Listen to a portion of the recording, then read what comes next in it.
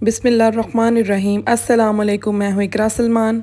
आज जी बनाएंगे दाल गोश्त। दाल गोश्त की ये रेसिपी बड़ी ही फेमस है। वैसे तो दाल गोश्त सबके घरों में बनती है, लेकिन आज मैं आपको अपने स्टाइल में इसको बनाना सिखाऊंगी, जो कि बड़ा ही आसान तरीका है और बनकर बड़ी ही मज़े की लजीज तैयार होती है। ऐसे लगेगा जैसे दाल देग में बनी हुई है। मेरे घर में ये दाल बड़ी फेमस है। मैं हर हफ्ते में एक दफ़ा ये दाल बनाती हूँ। मुझे उम्मीद है अगर आपने इसको एक दफ़ा बना लिया तो यकीन करें आप बार बार बनाने पर मजबूर हो जाएंगे। इस दाल गोश्त को बनाने के लिए कोई ख़ास चीज़ें लानी नहीं पड़ेंगी। घर में मौजूद तमाम मसालों को इस्तेमाल करते हुए हम मज़ेदार दाल गोश्त बनाएंगे। चिकन भी बस हमें थोड़ी सी मिकदार में चाहिए होगा। चले मैं आपको बताती हूँ मैं इसे कैसे बनाती हूँ। बिस्मिल्लाहिर्रहमानिर्रहीम। सबसे पहले यहाँ पर मैंने 3 दालें ली हैं, मूंग, मसूर और चने की दाल। मैं आपको इसकी मेजरमेंट बताती हूँ। 1 कप मैंने मूंग की दाल ली है, 1 कप मसूर की ली है और 2 कप मैंने चने की दाल ली है।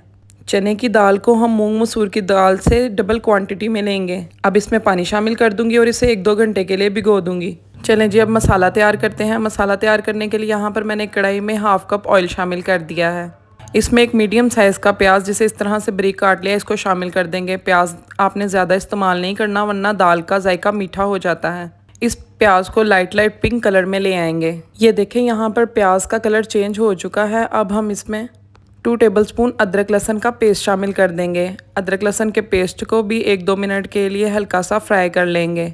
जब अदरक लहसुन हल्का सा फ्राई हो जाएगा और उसमें से खुशबू आना स्टार्ट हो जाएगी तो हम इसमें 1 टमाटर मीडियम साइज़ का उसको बारीक काट कर शामिल कर देंगे। टमाटरों को भी 1-2 मिनट के लिए चला लेंगे। अब हम इसमें मसाला जार शामिल कर देंगे।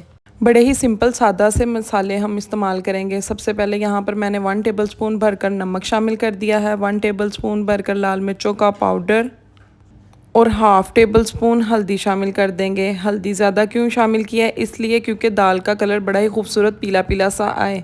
इसके बाद इसमें हाफ़ टेबल स्पून ज़ीरा पाउडर और हाफ़ टेबल स्पून खुश्क धनिया का पाउडर शामिल कर दिया है। धनिया और ज़ीरे का पाउडर दाल के टेस्ट को मज़ीद बढ़ाएगा और मसाले में खुशबू पैदा करेगा। अब इस मसाले में हाफ़ ग्लास पानी शामिल करके इसको कवर कर देंगे ताकि टमाटर अच्छे तरीके से सॉफ्ट हो जाएं। इसी के साथ आपसे एक रिक्वेस्ट है, अगर आप मेरे चैनल पर नए हैं तो मेरे चैनल को सब्सक्राइब कर दीजिएगा और अगर आपको मेरी वीडियो अच्छी लगे तो इसे लाइक कर दीजिएगा। ये आपकी तरफ से एक सिला होता है मेरी मेहनत का। चलें जी ये देखें टमाटर अच्छे तरीके से सॉफ्ट हो चुके हैं। 1-2 मिनट हमने कवर करके इसको पकाया था। अब इस मसाले को थोड़ा सा हिला लूँगी और इसमें चिकन शामिल कर दूँगी। ये देखें बस मैंने इतना सा चिकन लिया है, 250 ग्राम चिकन है।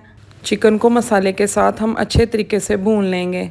चलें जी चिकन भुनता है तब तक हम दाल को देख लेते हैं। दालों को भिगोए हुए 2 घंटे हो चुके हैं। अब हम इसे एक प्रेशर कुकर में शामिल कर देंगे। दाल को हम अलग बॉईल करेंगे। दाल को आप बगैर प्रेशर कुकर के भी बॉईल कर सकते हैं।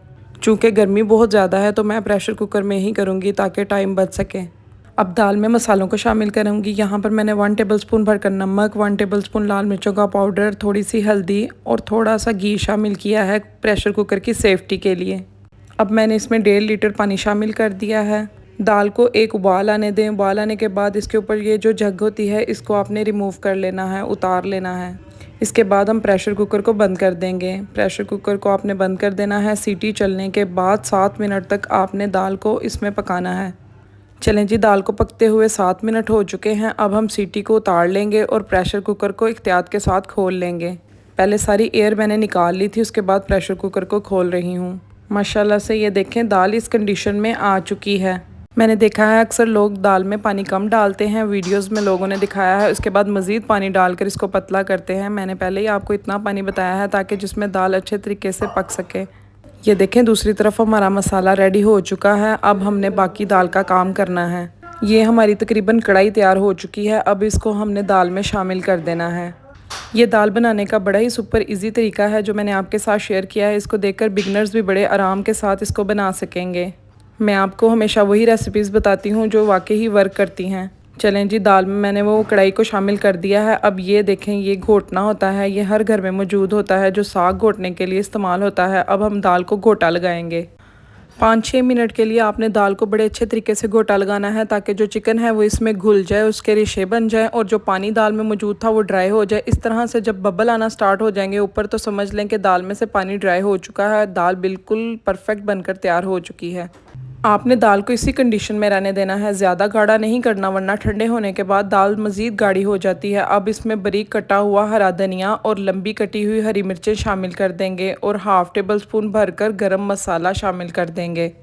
मैं गरम मसाला शामिल करने के बाद इसे अच्छे तरीके से हिला लूँगी। ये देखें, यहाँ पर दाल बड़ी ही मज़े की परफेक्ट बनकर तैयार हो चुकी है। अब आप फ्लेम को ऑफ़ कर दें। मुझे यकीन है इसे देखकर आपका भी दिल कर रहा होगा, तो जल्दी से आप भी इस तरह दाल बना लें मेरी ये रेसिपी देखकर। चलें जी, अब इसको डिश आउट करते हैं। ये देखें, यहाँ पर मैंने दाल बाउल में निकाल ली है। आप दाल की कंसिस्टेंसी देख सकते हैं किस तरह है। बड़ी ही मज़े की खुशबूदार जायके वाली ये दाल तैयार हुई है। अब इसको गर्मियों में वाइट चावलों के साथ आप सर्व करें और अपनी ज़िंदगी को एंजॉय करें।